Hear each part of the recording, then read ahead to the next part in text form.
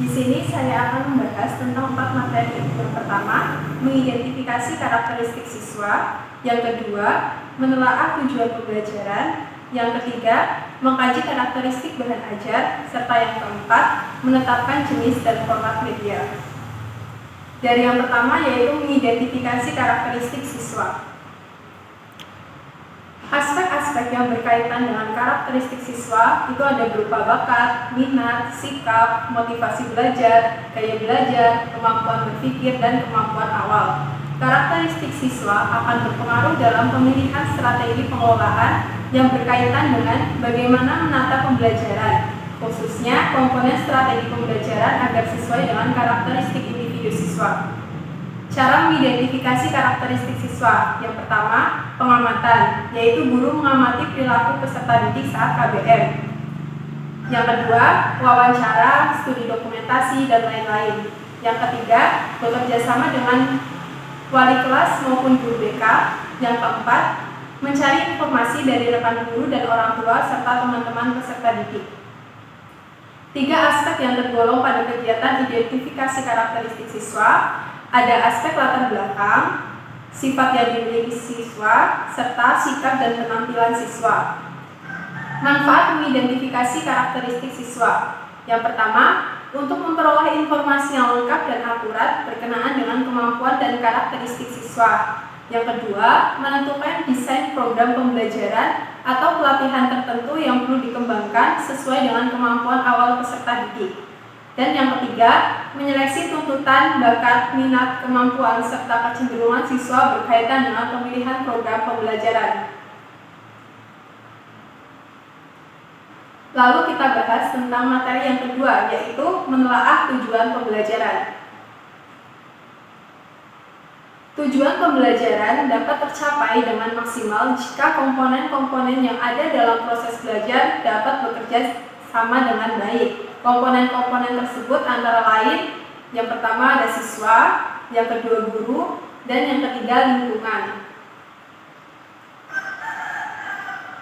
Dalam kegiatan pembelajaran, guru dan siswa bekerja sama untuk mencapai tujuan dari proses belajar. Tujuan pembelajaran harus dirumuskan karena akan membantu mempermudah guru dalam mendesain program dan kegiatan pengajaran, memudahkan pengawasan dan penilaian hasil belajar sesuai yang diharapkan.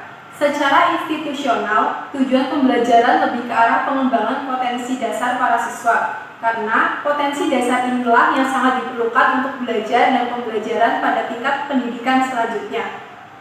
Selanjutnya ada manfaat dari merumuskan tujuan pembelajaran. Yang pertama, memudahkan dalam mengkomunikasikan maksud kegiatan belajar mengajar kepada siswa. Yang kedua, memudahkan guru memilih dan menyusun bahan ajar. Yang ketiga, memudahkan guru menentukan kegiatan belajar dan media pembelajaran. Serta yang keempat, memudahkan guru mengadakan penilaian. Kita bahas materi yang ketiga, yaitu mengkaji karakteristik bahan ajar. Bahan ajar adalah seperangkat bahan yang memuat materi atau isi pembelajaran yang didesain untuk mencapai tujuan pembelajaran. Sifat bahan ajar atau materi menentukan bentuk tugas dan pengalaman yang akan diberikan ke siswa, aktivitas yang dilakukan oleh sekolah maupun di luar sekolah. Bisa dipastikan aktivitas ini tidak hanya berupa mendengar dan mencatat, melainkan aktivitas lain yang lebih bermacam-macam, seperti berdiskusi, bermain, berlatih, melakukan percobaan, dan lain-lain. Bahan ajar sendiri memiliki 5 karakteristik. Yang pertama, self-instruksional. Yang kedua, bahan ajar bersifat lengkap. Yang ketiga, bahan ajar bersifat fleksibel. Yang keempat, bahan pembelajaran dibuat secara sederhana. Serta yang terakhir, tampilan bahan ajar harus menarik perhatian siswa. Untuk materi yang terakhir yaitu menetapkan jenis dan format media. Jenis media sendiri ada media teks, media audio, media visual, media proyeksi gerak, dan benda-benda tiruan atau miniatur manusia.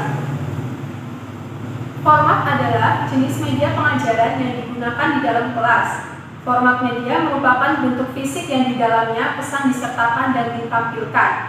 Format media bisa mencakup sebagai contohnya format slide PowerPoint, ada teks dan visualnya. Format CD, suara dan musik. Format DVD, ada videonya. Serta multimedia komputer dan website, yaitu audio, video, dan teks.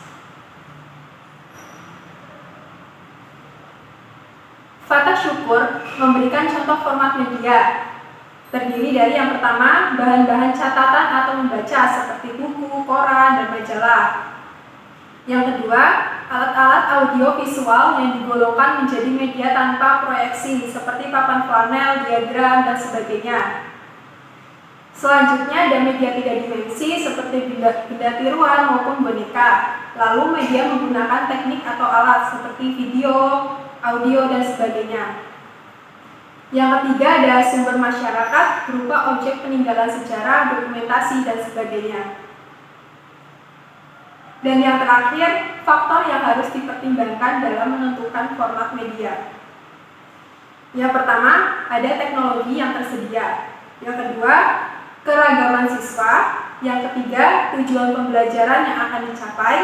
Yang keempat, situasi atau keadaan pembelajaran. Dan yang kelima, kemampuan menyajikan diri dari tiap-tiap format media. Sekian apa yang bisa saya sampaikan, kurang lebihnya saya mohon maaf. Semoga ilmu yang telah saya sampaikan bisa bermanfaat untuk semuanya. Terima kasih. Wassalamualaikum warahmatullahi wabarakatuh.